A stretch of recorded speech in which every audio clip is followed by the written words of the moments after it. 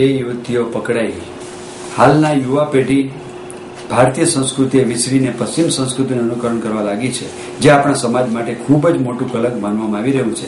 ત્યારે રાજકોટ જિલ્લામાંથી ઉચ્ચ અભ્યાસ અર્થે રાજકોટ આવી હોસ્ટેલમાં રહીને માતા પિતાની આંખમાં ધૂળ નાખીને ગોરખ ધંધા કરતી બે યુવતીઓને ગાંધીગ્રામ પોલીસ સ્ટેશનના સ્ટાફે પેટ્રોલિંગ દરમિયાન ગિરફ્તાર કરી લેતા ભારે ચકચાર મચી જવા પામી છે। આ બંને યુવતીઓ કારમાં જતી હતી ત્યારે પોલીસ અટકાવી કારમાં ચેકિંગ કરતા અંદરથી 2 વિદેશી દારૂની ખાલી બોટલ, 2 બિયરના ટીન, 1 લાખથી વધુ રોકડ, 15 જેટલી બ્લુ ફિલ્મની DVD, 4 આઈફોન સહિતની સામગ્રીઓ મળી આવતા પોલીસે બંને યુવતીની ધરપકડ કરી સહિતનો ₹8 લાખનો મુદ્દામાલ કબજે ધારણની કાર્યવાહી ધરી છે। આ બંને યુવતીઓ રાજકોટમાં રહીને જુદી જુદી કોલેજમાં અભ્યાસ કરતી હોવાનું જાણવા મળ્યું છે। આ બંને યુવતીઓ કોઈ બહુ મોટા સેક્સ રેકેટ સાથે સંકળાયેલી છે કે કેમ તે દિશામાં પોલીસ વધુ તપાસ હાથ ધરી છે।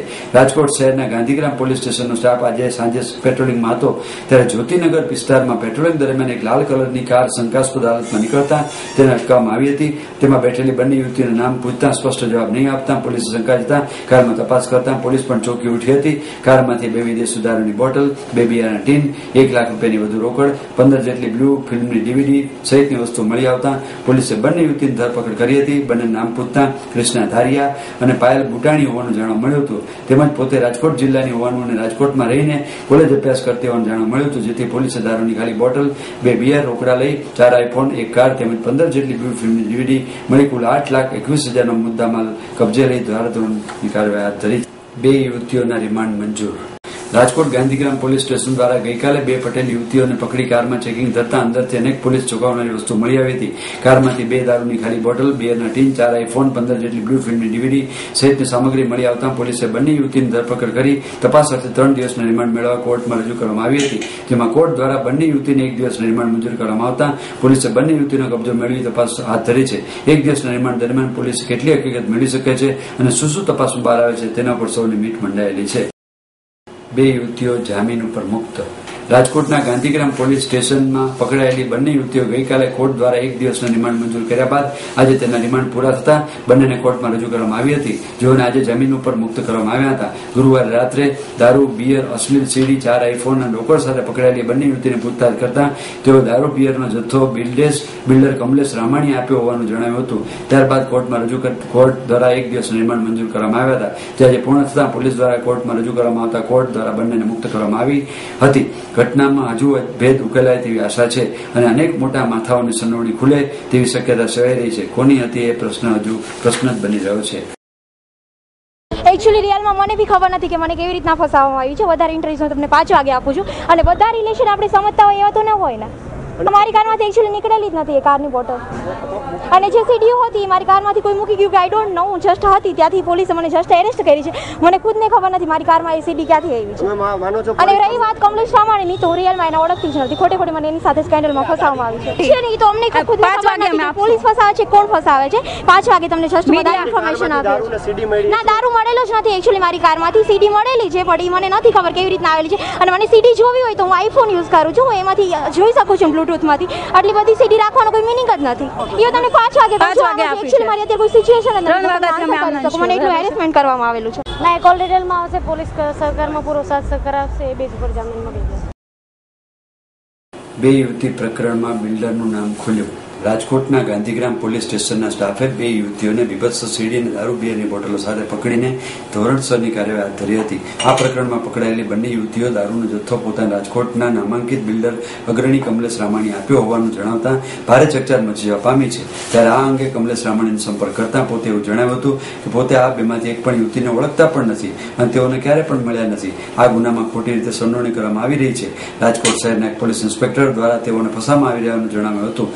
પોતાના માલિયાસણ જમીન મામલે એક પોલીસ ઇન્સ્પેક્ટર દ્વારા તેમની પાસેથી મોટી રકમ માંગવામાં આવી હતી, તે નહીં આપતા અધિકારી દ્વારા અવારનવાર ધમકીઓ આપવામાં આવતી હતી અને કોર્ટમાં જે લડત ચાલી રહી છે તે ફરિયાદ પણ પરત ખેંચી લેવા માટે દબાણ કરવામાં આવતું હતું, તેમાં બિલ્ડર વશ નહીં થતા તેને આ રીતે ફસાઈ દેવામાં આવ્યા છે। હું કોઈને ઓળખતો નથી, હું બિયર પીતો નથી, હું વોડકા પીતો નથી।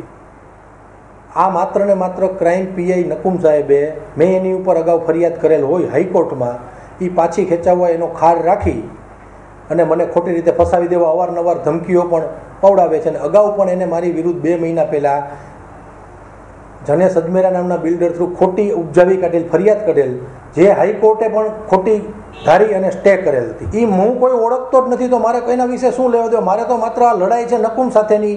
મારી માલિયાસણની જમીન બાબતમાં મેં જયપાલ બલી ઉપર જે કેસ કરેલા હતા એ બાબતમાં જમીનના સેટલમેન્ટના નકુમે મોટી રકમની માગણી કરતા જે મેં ન આપતા એને ત્યારથી મારી ઉપર ખાર રાખીને અવારનવાર ખોટા ગુનામાં ફિટ કરવા, ધમકીઓ આપવી કરે છે. ને એની બાબતની મેં હાઈકોર્ટમાં પણ ફરિયાદ કરેલ છે 2014માં, જે પાછી ખેંચાવવા માટે મને અવારનવાર આવી રીતે અમે કમિશનર સાહેબને અને ગૃહ ખાતામાં આ અધિકારી વિરુદ્ધ રજૂઆત કરવાના છીએ. અને આ અધિકારી વિરુદ્ધ અગાઉ પણ હાઈકોર્ટે મુંજકા પ્રકરણની તપાસ લઈ બીજી તપાસ એજન્સીને આપેલ છે.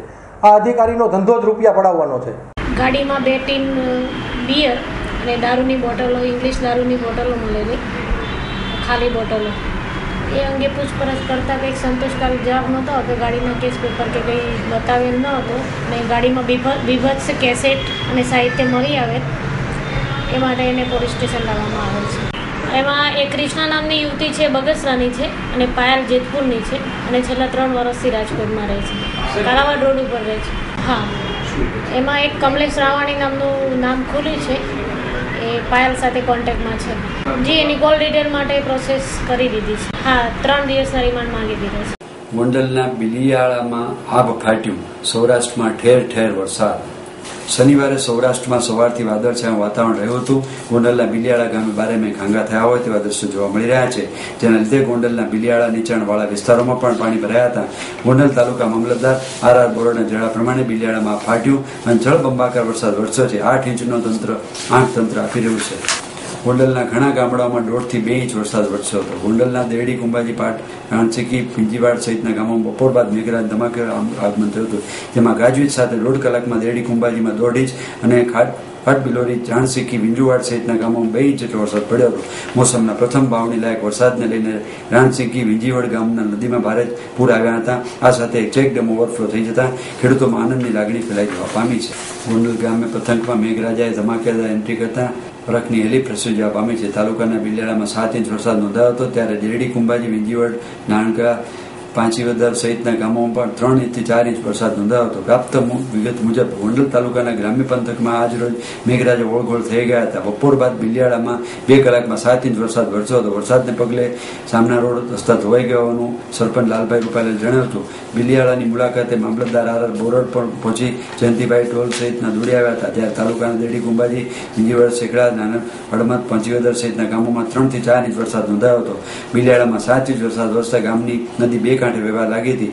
આસપાસના ગામોમાં પણ નોંધનીય વરસાદ વરસ્યો હોય. ગોંડલની જીવાદરસમાં આશાપુરા ડેમમાં ખાસી પાણીની આવક થવા પામી હતી. હજુ નગરપાલિકાના પ્રમુખ ચંદુભાઈ ડાભીએ ડેમમાં 5 ફૂટ પાણીની આવક થતી હોવાનું જણાવ્યું હતું. બિલિયાળામાં 25 વર્ષથી વરસાદ નથી થયો એટલો આજ પડ્યો છે. લગભગ 25 વર્ષનો રેકોર્ડ છે. અને અત્યારે બિલિયાળાની મુખ્ય નદી ઉપર ઘોડાપુર આવ્યું છે, જે લગભગ આશરે 10 ઇંચની આસપાસ વરસાદ પડ્યો એવું લાગે છે. અને કપાસ અને જમીન લગભગ ફૂટ 1.5 ફૂટ ખોદી નાખી છે નીચાણવાળા વિસ્તારમાં, એટલે કે જૂના ગામમાં પાણી કરી ગયું છે. ગામને જે આ વરસાદથી નુકસાની થયેલ છે એટલી આગલા વર્ષોમાં ક્યારેય થઈ નથી. ગામના ખેતરોના બંધ પારા તૂટી ગયેલ છે. ખેતરો જુઓ તો જાણે તમને નદી જ લાગે એવું થયેલ છે. જૂના ગામમાં નીચાણવાળા વિસ્તારોમાં પાણી આવી ગયેલ છે. એમાં અમુક મકાનોને નુકસાની પણ થયેલ છે, જેના કારણે અમુક રહેઠાણ વિસ્તારોમાં પ્રોબ્લેમ સર્જાયો છે, જેના કારણે ગામના રહેવાસીઓને ઘણી ખરી તકલીફ ઉઠાવેલ છે, સ્થળાંતર કરવું પડ્યું છે. આપ નિહાળતા રહો સિટી લાઈન ન્યૂઝ ચેનલ. આ હતા આજના મુખ્ય સમાચારો.